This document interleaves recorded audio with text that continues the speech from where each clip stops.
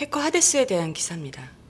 하데스라면 배우 신여중을 죽인 진범으로 몰렸다가 공장 폭발 사고에서 사망한 박기영을 말씀하시는 거죠?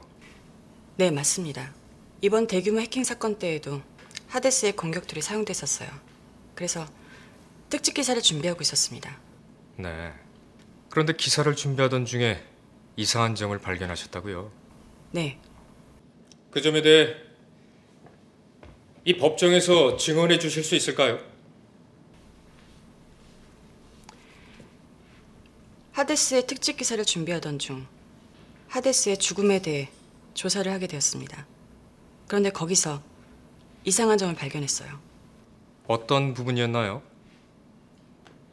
하데스 박기영은 공장 폭발 사고 때 사망을 했고 김우현 경위는 큰 부상을 입은 채 발견이 됐습니다.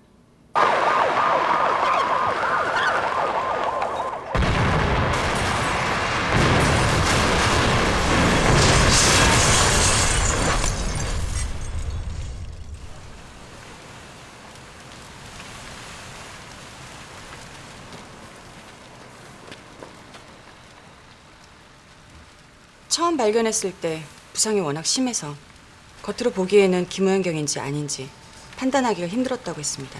여기 생존자가 있습니다. 구급대원 불러주십시오.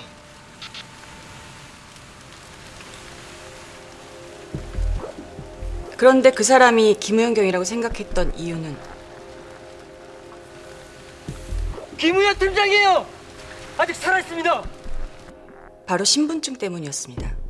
신분증. 그런데 그게 무슨 문제라는 거죠? 박기영은 공장에 가기 전 경찰청에 잠입했었는데요.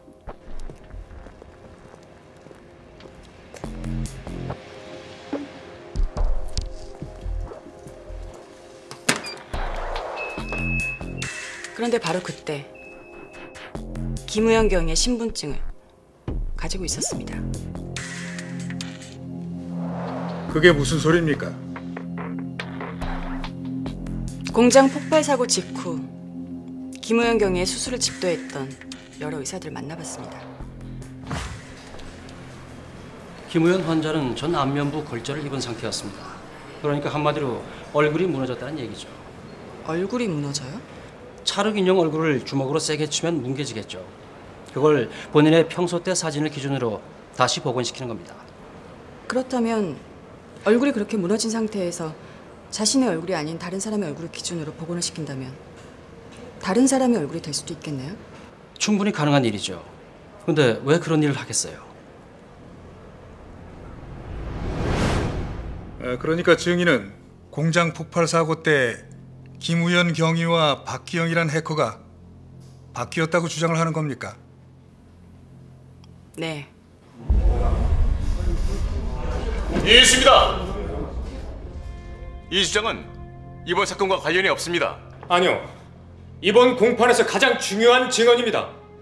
만약 그 공장 폭발 사고의 생존자가 김우현이 아니라 박기영이라는 해커라면 현재 피고인 측의 증인으로 나온 김우현은 자기가 목격하지도 않은 사건 현장을 봤다는 위증을 하고 있는 겁니다. 하지만 그건 저 여기자의 얼토당토하는 추측에 불과합니다. 얼토당토하는 추측일지 모르겠지만 만약 저 얘기가 맞다면 피고인 측의 주장은 모두 허위 사실이 되는 겁니다.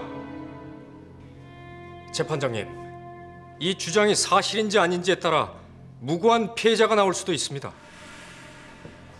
증인의 주장을 확인해 봐야 합니다. 피고인 측 김우현 증인의 유전자 검사를 신청합니다.